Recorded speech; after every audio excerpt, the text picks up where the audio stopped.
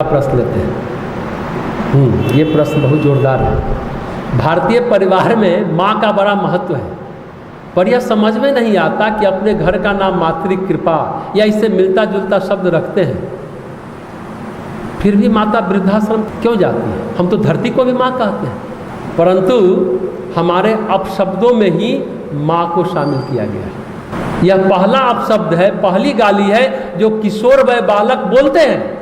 आपका इस पर क्या विचार है? अच्छा प्रश्न है, इस तरह से कोई नहीं सोचा है। गाली शब्द का प्रयोग हम लोग नहीं कर सकते हैं, समझ गए होंगे सभी लोग जो ये प्रश्न में कहना चाह रहे हैं। किशोर वय, इस सचमुच अगर कोई गाली देते हैं तो पहली गाली शायद यही देते होंगे। बचपन को याद कीजिए, आप भी जो जहाँ सुन रहे हैं याद कीजिए। लेकिन अब हम उत्तर देते हैं कि इसी अपशब्द का प्रयोग करते हैं, इसलिए तो इसे अपशब्द कहा गया है। गाली क्या है? शब्द का रोग है। अब भाषा को कैंसर हो जाए तो क्या होगा? गाली ही होगी ना। अपशब्द है एक प्रकार का रोग। ये बात को समझने की कोशिश करिए। भाषा का कैंसर गाली है, लेकिन जो मातृ कृपा नाम रखता है घर का, जो मानता है माँ के महत्व को, श्रद्धा रखता है, उसकी माँ थोड़े वृद्धाश्रम गई है। जो लिखते हैं वो अपनी माँ को नहीं भेजते हैं। ऐसा कोई उदाहरण मेरे सामने नहीं आया जो माँ के प्रति श्रद्धा है और वो वृद्धाश्रम चली गई। ऐसा मेरे सामने तो कोई उदाहरण नहीं है। हाँ, जो माँ बाप के प्रति श्रद्धा नहीं रखते होंगे वो ऐसा करते हैं। हम तो आपको एक उदाहरण देना चाहते हैं। एक हफ्ते पहले की बात, सोमवार की बात होगी शायद। हमारे पास 18 साल बाद एक व्यक्ति मिला। हम शुरू में नहीं पहचाने, अब तो मास्क का ज़माना है, मास्क लगाए हुए तो ऐसे भी आप नहीं पहचानिएगा। 18 साल बाद क्या पहचानिएगा? बचपन में हम लोग के वो क्रिकेट टीम का हिस्सा हुआ करता था, हम लोग से बहुत जूनियर था। उसे बताया कि हमने अभी तक शादी नहीं की, 50 साल का हो गया। क्यों भाई? तो माँ बाप की सेवा कौन करता है? अब माँ बाप नहीं है।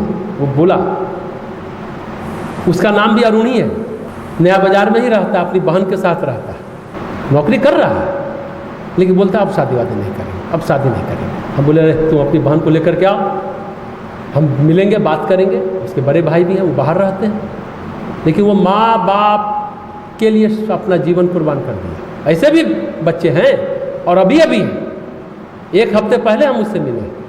हालांकि हम बुलाए उसको, अभी तक नहीं आया है कि कहीं हमको जोर न दे दे शादी करने के, कि अब नहीं कर रहा है। बहुत मानता है हमको, बहुत ही सौम्य सरल लड़का। हमको याद आता है कि हम लोग खेल रहे थे, वो कहीं से देर से आया, अमरूद लेकर के आया कि हम लोग खाएंगे। सभी लोगों ने उसका अमरूद छीन लिया। वो ऐसे ही क्लास में बैठा रह गया कि उसको एक भी अमरूद नहीं मिला। हमको उस सीन, उसका चेहरा आज भी याद है। उसका अमरूद सब खा गया। वैसा व्यक्तित्व था उसका, वो आज भी उसका सब जीवन ही सब खा गया। हम तो यही कहेंगे। तो जिसके मन में भाव वो सब कुछ करते हैं, जिनके मन में भाव नहीं है वो कुछ नहीं करते। धरती माता, भारत माता का शब्द जो है, ये शब्द का प्रयोग हम लोग प्राचीन काल से करते चले आ रहे हैं। हम सबसे पूछते हैं हमेशा, कोई अमेरिका माता, इंग्लैंड माता, ऑस्ट्रेलिया माता, पाकिस्तान माता, चीन माता कोई कहता है क्या? कभी आप ये नहीं सुना होगा आपने। सिर्फ भारत देश है जहाँ भारत माता शब्द का प्रयोग हुआ। सबसे पहले वेद में धरती को माँ के रूप में संबोधित किया गया, इसलिए हम लोग पृथ्वी पूजन करते हैं। धरती पूजन की परंपरा अपने यहाँ रही है कि माँ के महत्व से कौन इनकार कर सकता है।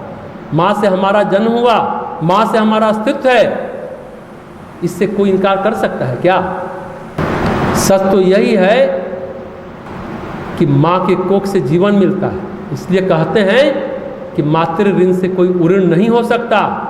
माँ कुछ भी ना करे तब भी उऋण नहीं हो सकता। अरे 2-4 साल पालन पोषण तक की होगी, अच्छी माँ नहीं भी होगी तो भी समाज के डर के कारण 2-4 साल तो पालन पोषण की होगी। वो कर्ज आप चुका सकते हैं क्या? नहीं चुका सकते। इसलिए इसमें कोई प्रश्न जैसी बात नहीं है और प्रवचन जैसी करने की बात भी नहीं है। इसलिए हम आपको अपना अनुभव सुना रहे हैं। भाषा का रोग है गाली, और रोगी है, रोगी जैसा आसन करता है, करने दीजिए।